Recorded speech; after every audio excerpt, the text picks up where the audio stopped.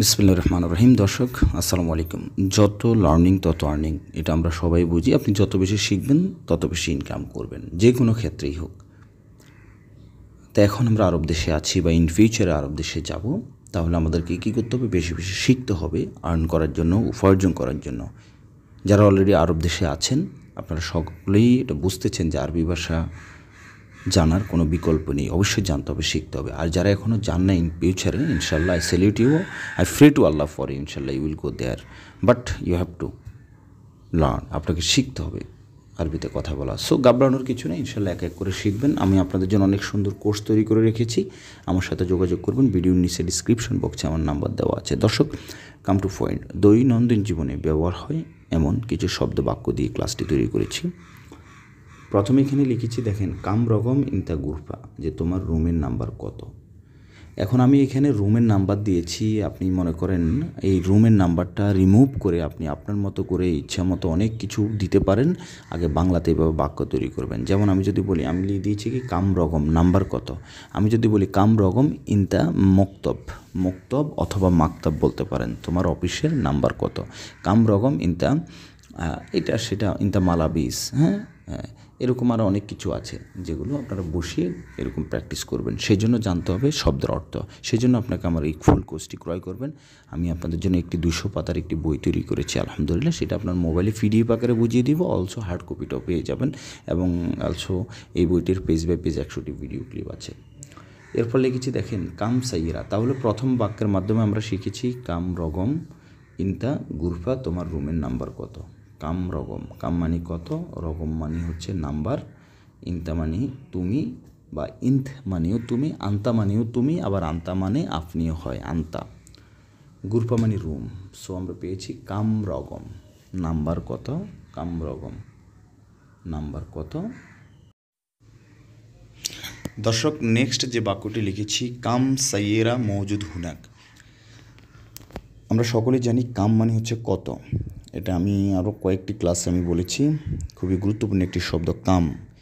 কাম সাইয়েরা, কয়টি গাড়ি। কাম সাইয়েরা ফি, কয়টি গাড়ি আছে। কাম সাইয়েরা আবগা, কয়টি গাড়ি লাগবে। কাম ফুলুস আবগা, কত টাকা লাগবে। তো কাম সাইয়েরা মৌজুদ হুনাক মানে আপনি জানতে চেয়েছেন কারো কাছে। ইউ রিমেম্বার, যখন কাউকে কোনো প্রশ্ন করবেন তখন কথার শেষে অবশ্যই একটু ধাক্কা দিয়ে কথা বলবেন। যেমন হচ্ছে কাম সাইয়েরা হুনাক, কাম সাইয়েরা মৌজুদ হুনাক, যে ওখানে কয়টি গাড়ি আছে। তাহলে আমরা এখানে পেয়েছি কাম মানে কত, মৌজুদ মানে আছে, সাইয়েরা মানে গাড়ি, হুনাক মানে ওইখানে। এখন আপনি যদি একটু কষ্ট করেন, লাইক যদি দ্রুত শিখতে চান, তাহলে অবশ্যই আপনাকে এইভাবে প্র্যাকটিস করতে হবে।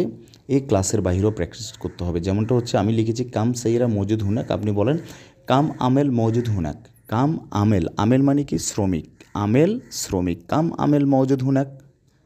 তাহলে খুব দ্রুত শিখতে পারবেন। এরকম আরও অনেকগুলো বাক্য তৈরি করবেন। তবে দর্শক, আমি হাত জোড় করে আপনাদেরকে রিকোয়েস্ট করতেছি, প্লিজ আপনারা বেশি বেশি শব্দের অর্থ শিখবেন। তবে শব্দের অর্থ তো শেষ নেই। দৈনন্দিন জীবনে বাছাইকৃত এরকম 500 শব্দ আছে, এটা ইনশাল্লাহ আলহামদুলিল্লাহ প্রমাণকৃত।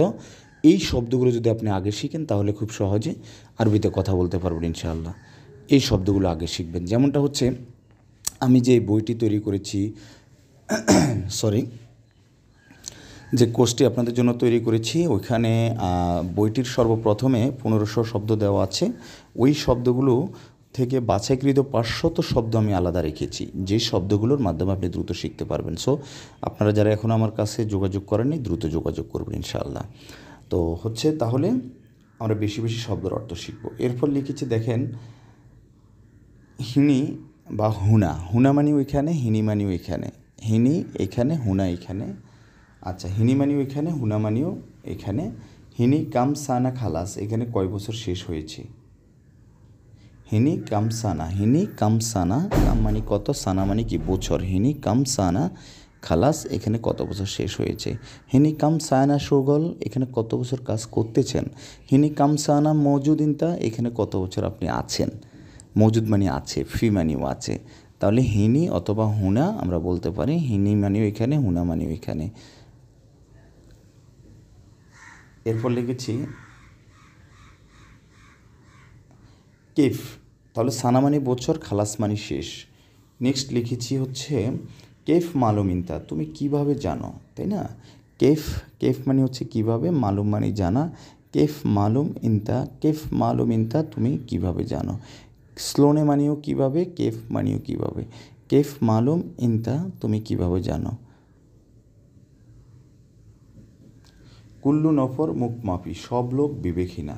কুল্লু নফর মুখ মাফি, কুল্লু মানে সব, নফর মানে লোক, তাহলে আমরা পেয়েছি কুল্লু নফর সব লোক, মুখ মানে বিবেক, মাফি মানে মুখ মাফি বিবেকহীনা। মুখ মানে বিবেক, মুখ মাফি বিবেকহীনা। যেমন আমি আপনাকে বলতে পারি ইনতা মুখ মাফি, তুমি কি বিবেকহীনা। বাট এই কথাটা আবার কিন্তু সচরাচর কাউকে এরকম বলবেন না, এটা কিন্তু খুব খারাপ কথা। সেট করে একজন আরাবিয়ানকে বলে দিলেন, এবং এটা বলার অধিকারও কিন্তু আপনি রাখেন না। এটা মাথায় রাখবেন, বুঝতে হবে আপনি আরেকটি দেশে গিয়েছেন। মুখ মানে বিবেক, ফি মানে আছে, মাফি মানে নেই, মুখ মাফিহীন, মুখ মাফি মানে বিবেকহীনা। কেফ মানে কিভাবে, যেমন হচ্ছে কেফ শোগল, কেফ সাউই কীভাবে করব, কেফ রু কীভাবে যাব, হ্যাঁ, কেফ সাউই কীভাবে করব, এরকম। মালুম মানে জানা, আরেফ মানে জানা, ইনতা মানে তুমি। এরপর লিখেছে দেখেন, কুল্লু নফর মুখ মাফি, সব লোক বিবেকহীনা। কুল্লু মানে সব, নফর মানে লোক, মুখ মানে বিবেক, মাফি মানে নেই, মানে বিবেক নেই, এটা বোঝায়। দেন লিখেছি আনা মালুম হুয়া ওয়াইন মজুদ, আমি জানি, আনা মালুম, আনা মালুম আমি জানি, হুয়া ওয়াইন মজুদ, হুয়া মানে সেই, ওয়াইন মানে কোথায়, আনা মালুম আমি জানি। আনা মালুম আমি জানি, আনা মো মালুম আমি জানি না। আনা মালুম হুয়া, হুয়া মানে সেই, ওয়াইন মানে কোথায়। আনা মালুম হুয়া ওয়াইন মজুদ, হুয়া মানে সেই, সেই কোথায় আছে। আনা মো মালুম আমি জানি না।